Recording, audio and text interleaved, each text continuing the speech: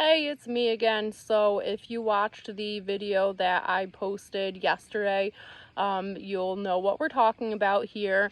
My husband was depressed after not drinking. The depression became more apparent and we went to the doctors. He got some medication to try to make him feel better. We thought that we were on the right track and it really didn't end up that way. So Zoloft is like I said in the prior video, a pretty commonly prescribed medication for depression. A lot of people have good effect from it and it has had positive life changes for them. My husband was unfortunate in the fact that he was not one of the people that it affected good.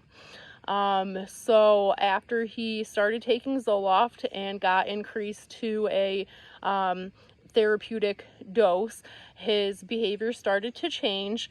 Like I said in the prior video, he became really kind of different, and it was kind of different at different times of the day, and it varied throughout the days, but really it was obvious that there was stuff going on.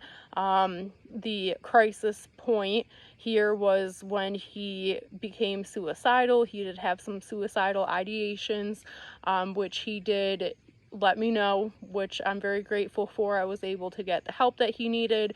We made sure that he was safe and everything ended up being okay. I know that unfortunately there's a lot of people that have lost their lives or family members that have lost loved ones to suicide. There are a lot of resources out there. Just know that you can call your doctor's office. There's national crisis lines you can find so easy on Google. You can call your therapist, you can talk to a friend, talk to a family member, but please guys, if you're feeling that way, you need to reach out and let somebody know so they can help you. So my husband reached out to me. We got him the help he needed. He was safe. They did end up discontinuing the Zoloft, and what the Zoloft actually did was set off a manic episode. So after the suicidal ideations, he was super depressed for a few weeks. He could barely get out of bed, could barely lift his head off the pillow. He wasn't eating, he wasn't drinking, he wouldn't talk to his mom, he wouldn't talk to his family, he didn't talk to his friends, he barely talked to anybody, myself including. So it was a very scary time, but we worked through it. And all of a sudden, in the middle of this depression, it was like a light switch flipped and he was a completely different person. He had a lot of energy, he was highly motivated, he had all these big ideas of things that he could accomplish, things that he wanted to accomplish. He had all these plans, and it really was the exact opposite. He went from sleeping the majority of the day to being awake for the majority of the day, to the point where he would go a day without sleeping. Most days he would only sleep for an hour or two and he would be wide awake, just filled with this crazy energy, just needing to do something, needing to accomplish something, needing to really work out all of these plans, these great big plans that he had in his head. He had very disorganized thinking, his speech was very rapid, and that's when I sat down and really thought to myself, with how quickly his mood and personality has changed, that it was time to go back to the doctor. So mind you, this all happened in a matter of weeks. He did take the medication, discontinue the medication, and follow up with his doctor as he was advised to do. But once that personality changed, once that light switch flipped, we went to the doctor with a new concern.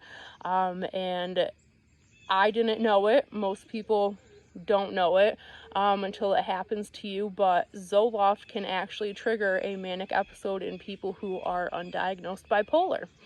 And when you first hear that word, you're like, oh my gosh, like, what did you just say? Bipolar? Like, what? I'm not bipolar. My husband's 34 years old. He'd never been told this in his life.